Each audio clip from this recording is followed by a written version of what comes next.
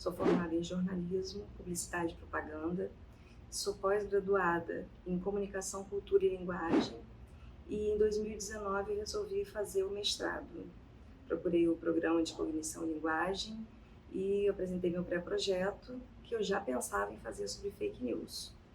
Só que naquele momento eu pensava em fazer uma outra vertente. Eu pensava em fazer mais voltada para a questão política, porque o momento, o cenário já era aquele de política começando a efervescer e algumas notícias falsas já começavam a surgir, mas no primeiro momento a gente não entendia muito bem o que era notícia falsa, o que era informação falsa. A gente sabia, assim, no jornalismo, a gente conhecia algumas coisas que não eram verdadeiras, mas a gente sempre teve como premissa a questão da averiguação da fonte, apuração, saber de onde vem aquela notícia, como que ela aconteceu, mas a gente via um movimento diferente, em que as coisas estavam surgindo muito de repente e se disseminando muito rápido. As informações chegavam muito rápido da maneira como elas eram divulgadas. E aí eu quis me aprofundar mais um pouco. Meu pré-projeto veio então já falando sobre isso. Começaram a acontecer algumas situações também, como a Fabiane de Jesus, que acabou sendo linchada em Guarujá, em São Paulo, né, por conta de uma informação falsa. E naquele momento eu comecei a analisar aquela situação dela.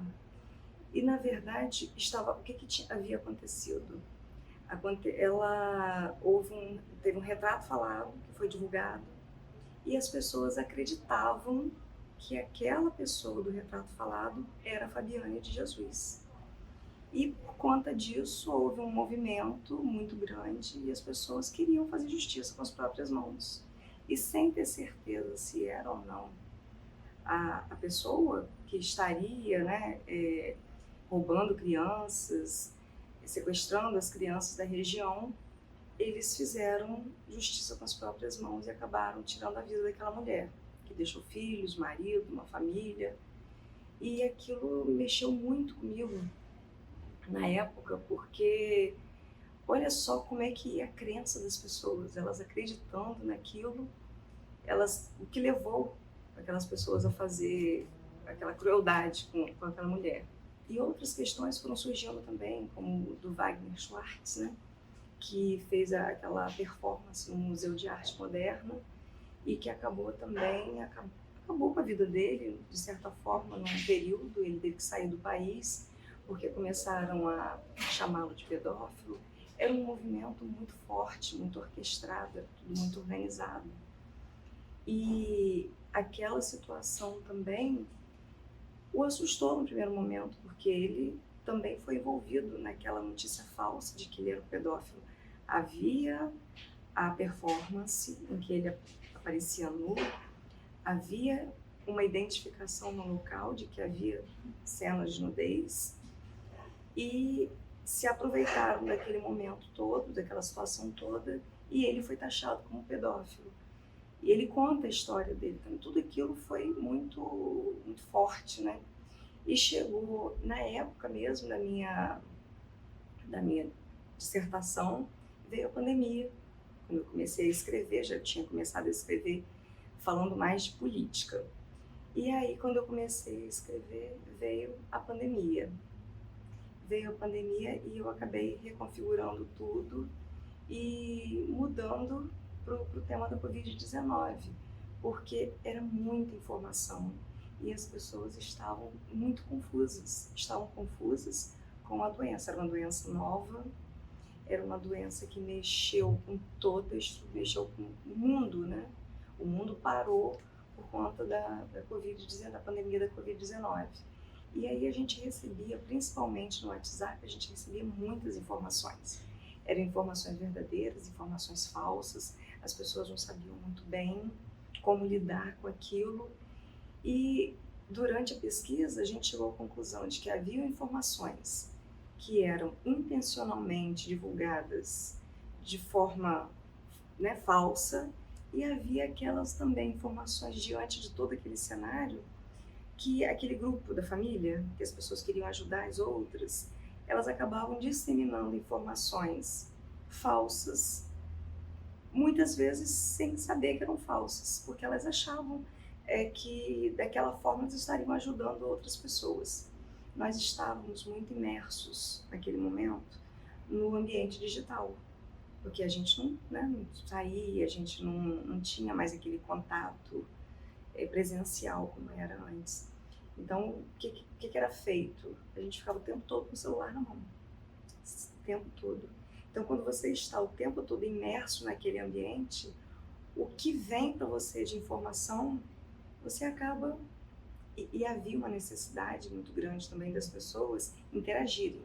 Eu preciso interagir, eu preciso comentar, eu preciso divulgar essas informações que estão chegando. E aí não havia tempo, era um turbilhão de informações. E não havia tempo das pessoas saberem se era falsa ou verdadeira, para que elas divulgassem as informações. E assim foi acontecendo, né? E assim as informações foram sendo disseminadas. Nós tínhamos também o recurso digital que amplificava tudo aquilo. A gente, em um minuto, você tinha milhares de possibilidades de divulgar aquelas informações que antes, no ambiente analógico, você falava de um para o outro, ia passando as informações, porque, na verdade, se a gente parar para ver a construção de fake news, de informação falsa, você encontra isso lá na brincadeira de criança, no telefone sem fio. Você vai passando de um para o outro, você passa uma informação e quando chega no final, a informação muitas vezes é outra completamente diferente. E era assim que as coisas aconteciam. A base que eu busquei foi a Lupa, a agência Lupa, que foi a primeira agência de fact-checking do Brasil. E aí eu tinha que ter alguma que eu fosse utilizar. E eu usei a agência Lupa por isso, porque foi a primeira do Brasil. E aí a abordagem, a intenção era, vamos pegar as duas primeiras e as duas últimas, porque para fazer uma análise, porque são dois momentos diferentes.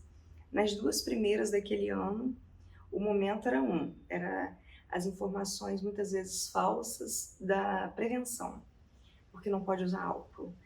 Uns mandavam usar, a Organização Mundial da Saúde mandava usar o álcool, e aí vinham aqueles vídeos, né, com receitas mirabolantes, que as pessoas deveriam ingerir coisas que não eram recomendadas, e muitas informações nos Estados Unidos, nas pesquisas a gente chegou a ver pessoas que estavam até ingerindo produtos que eram altamente prejudiciais à saúde, mas o desespero era tão grande que elas começavam a usar tudo aquilo que mandavam, que não havia uma checagem das informações. E a agência Lupa, ela teve um papel muito fundamental nesse processo, para desestruturar, né, para desmistificar aquelas informações, apresentavam os mitos e verdades. Só que a gente chegou à conclusão de que as fake news, elas se espalhavam numa velocidade muito maior do que qualquer outra informação que fosse contrária. Quem recebia as informações falsas muitas vezes não tinha acesso à checagem das informações. Você tinha muitas vezes que buscá-las. E isso era um fator que dificultava. Mas a imprensa também começou algumas informações, porque eram muitas, então não se conseguia acompanhar todas, mas aquelas que você via que tinham uma projeção maior, uma repercussão muito maior, havia também uma checagem. Foram surgindo outras agências de checagem ligadas aos veículos de comunicação, ligadas a outros grupos de comunicação que também faziam esse trabalho. E isso foi ajudando bastante nesse processo, né, de checagem das informações.